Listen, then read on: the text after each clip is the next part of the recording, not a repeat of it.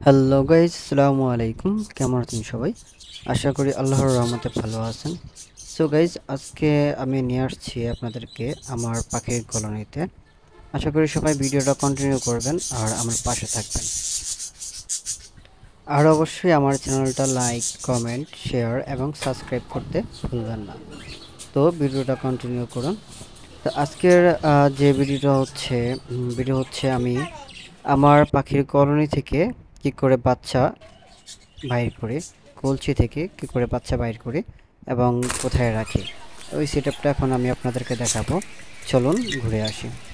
এই বাচ্চাগুলো যথেষ্ট বড় হয়েছে, কিন্তু এগুলোকে এখন এক্সট্রা করা যাবে না তাদের মা বাবা থেকে। এই কলসি থেকে আর 3টা বাচ্চা আছে, ওদেরকে এক্সট্রা করব। ওরা যথেষ্ট বড় হয়ে গেছে এবং নিজে খেতে পারে। সো আপনারা দেখতে থাকুন কি করে আমি কলসিটা বাইর করি এবং বাচ্চাগুলোকে তাদের মায়ের কাছ থেকে আলাদা করে দিই। আপনারা যখন বাচ্চাগুলো এক্সট্রা করবেন তার আগে দেখবেন যে ওরা ঠুকরিয়ে খেতে পারে কিনা, পুরো শরীরে পশম সবগুলো উঠছে কিনা, ওই দিকে অবশ্যই আপনাদেরকে খেয়াল রাখতে হবে। আর যখন কলসিটা বাইর করবেন তখন অবশ্যই দেখবেন কলসির ভিতরে মা অথবা বাবা পাখি বসে আছে কিনা। কারণ তারা যদি ভিতরে থাকে তাহলে আপনি যখন কলসিটা বাইর করবেন তারা তখন বেরিয়ে চলে যাবে, আপনি আর ধরতে পারবেন তাদের। আর তাদের আমাদের দেশে তাদের খাওয়ার মতো কিছু নেই, কাকে খেয়ে ফেলবে অথবা চিলে খেয়ে ফেলবে অথবা না খেয়ে মারাও যেতে পারে। সো বাচ্চা 3টে বাইর করে ফেলছি। এখন ওদেরকে আমি আমার যেখানে বাচ্চা রাখি, আমি আমার সব কলোনি মানে আমার সব কলসির বাচ্চা যেই খাঁচাতে রাখি ওই খাঁচাতে নিয়ে আসছি। সবগুলোকে ওই খাঁচাতে রাখলাম, কিন্তু দেখলাম যে এখানে একটা ডিম ছিল।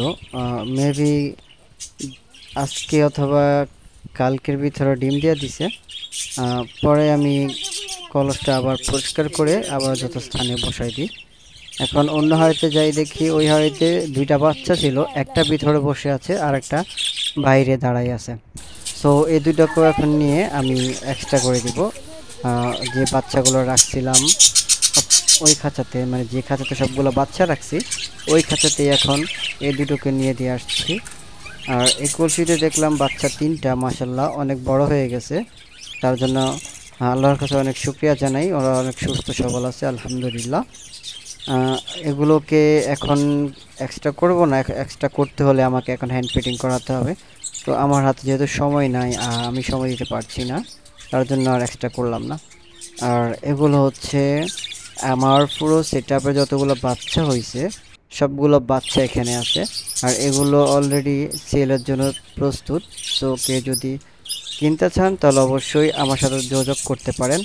আর হচ্ছে যাওয়ার আগে একটা কথা বলি, আমার চ্যানেলটা like, comment, share and subscribe করতে ভুলবেন না। ধন্যবাদ।